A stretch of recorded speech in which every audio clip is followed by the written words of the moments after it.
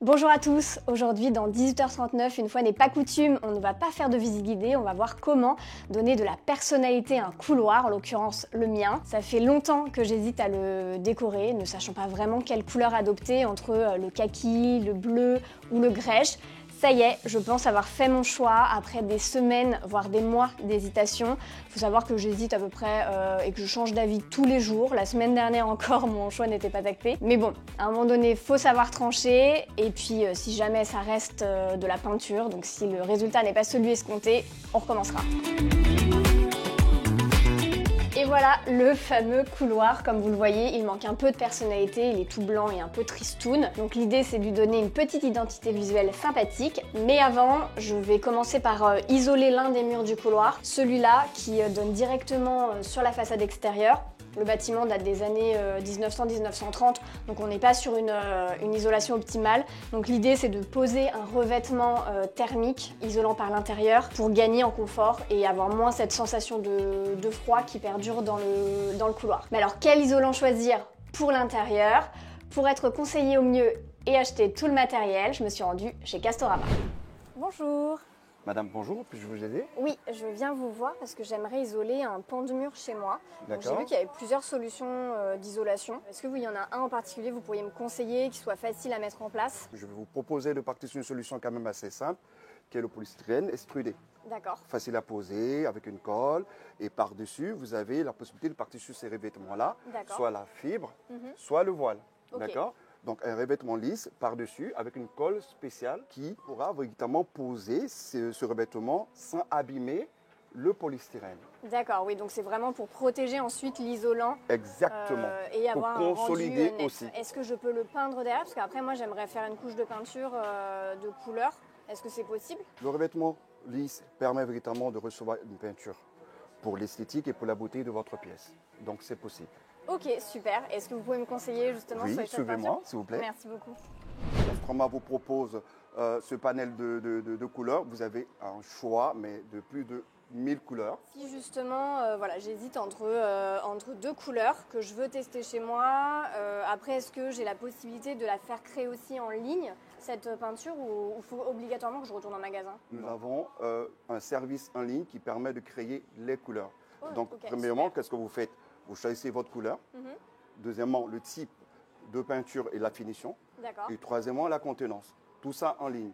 Et c'est préparé. Vous venez le chercher en click and collect. Ou à la livraison à domicile, j'imagine. Ou à la livraison à domicile. Donc j'ai juste selon après, votre choix.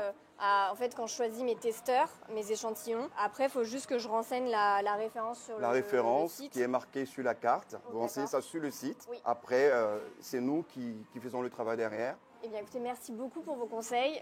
Je vais appliquer tout ça chez moi et surtout, je vais repartir avec les deux petits testeurs pour voir ce que ça donne en vrai avant d'appliquer la peinture et de la commander. D'accord, merci madame Merci et à bientôt. Vous, à bientôt. À bientôt, au revoir.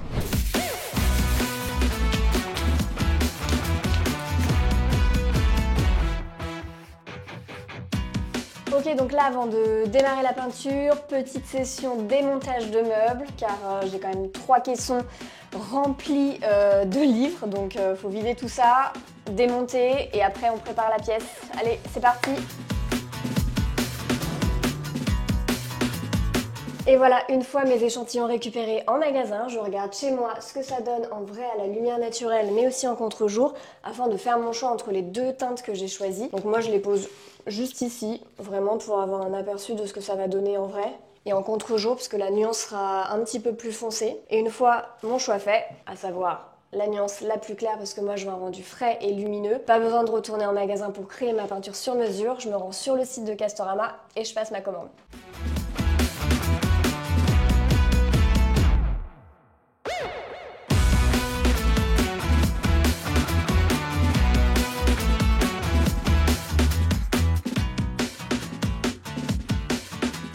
J'ai mis donc un revêtement lisse qu'on peut peindre ensuite. Donc j'ai déjà d'ailleurs apposé la sous-couche avant de mettre ma couleur de peinture.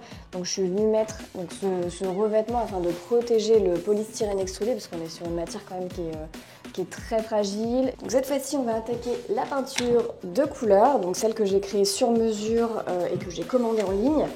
Donc là, pour la sous-couche, j'en ai fait 2 couches pour le mur qui était isolé parce qu'il absorbait quand même beaucoup. Pour mon mur classique, une seule couche ça suffit. Donc après on va voir, on avisera en fonction de l'absorption du mur pour la peinture de couleur.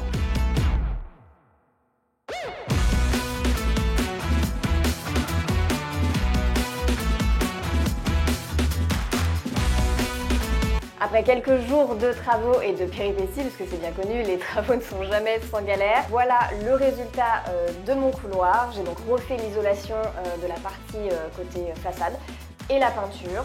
Et au début, je voulais partir sur un bleu sur l'intégralité de la pièce. Finalement, j'ai décidé d'ajouter ce rouge terracotta un peu profond pour apporter du contraste et un côté un petit peu plus rétro à ma pièce et lui donner de la personnalité qu'elle n'avait pas avant.